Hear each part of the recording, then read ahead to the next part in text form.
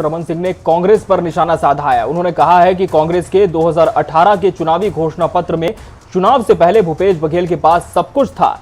ये सवाल उन्होंने कांग्रेस से पूछा है और कहा है कि झीरम के सबूत थे, भूपेश बघेल के पास रोजगार के लिए ब्लूप्रिंट था, शराबबंदी के लिए योजना थी, रोजगार भत्ते के लिए पैसे थे, वहीं 2500 रुपए समर्थन मूल्य देने के लिए भी पैसे थे।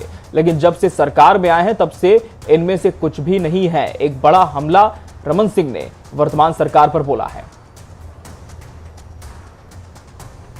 18 महीने पूर्व जब जन घोषणा पत्र जारी किया गया, उस समय जन घोषणा पत्र जारी करते समय माननीय भूपेश बघेल जी के पास वो सब थे जिसके बारे में आज वो इनकार कर रहे हैं। उस समय उन्होंने सार्वजनिक रूप से कहा था कि झीरम के सबूत उसके पास हैं, नवयुवकों को बेरोजगारी भत्ता देने का ब्लूप्रिंट उसके पास है। उन्होंने ये भी कहा था कि शराबबंदी कैसे की जा सकती है, इसका पूरा का पूरा रोड मैप उन्होंने बना कर रखा है। 2500 रुपया नवयुवकों को बेरोजगारी भत्ता कैसे देंगे, उसकी कार्य योजना उनके पास है। 2500 रुपया धान की कीमत कैसे देंगे, उसके लिए योजना उनके पास है। 2 साल का किसानों को बोनस कैसे देंगे, ये सारी योजना जब उस समय जन घोषणा पत्र जारी हो रहा था तो सबके बारे में सार्वजनिक रूप से बोला करते थे कि उनके पास ये सारे के सारे काम करने की, तत्काल करने के ब्लूप्रिंट उन्होंने बना के रखा है। अब 18 महीने निकलने के बाद इन सब बातों से आज अलग होकर इनकार कैसे कर रहे हैं।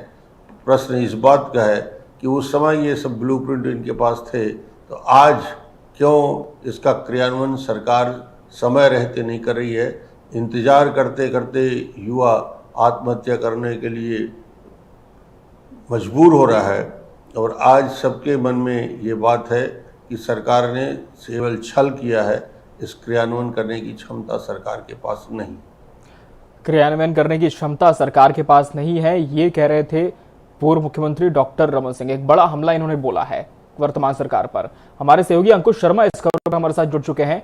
अंकुश, सरकार के जन घोषणा पत्र पर लगातार बीजेपी हमलावर है। जिस तरह से पूर्व सीएम डॉक्टर रमन सिंह ने बयान दिया है कि चुनाव जीतने से पहले सब कुछ था, वर्तमान में कुछ भी नहीं है, क्या ये कहना चाहते हैं कि सरकारी खजाना खाली है, या फिर ये कहना चाहते हैं कि झूठे वादे थे, कोई रोडमैप कभी तैयार हुआ ही नहीं था?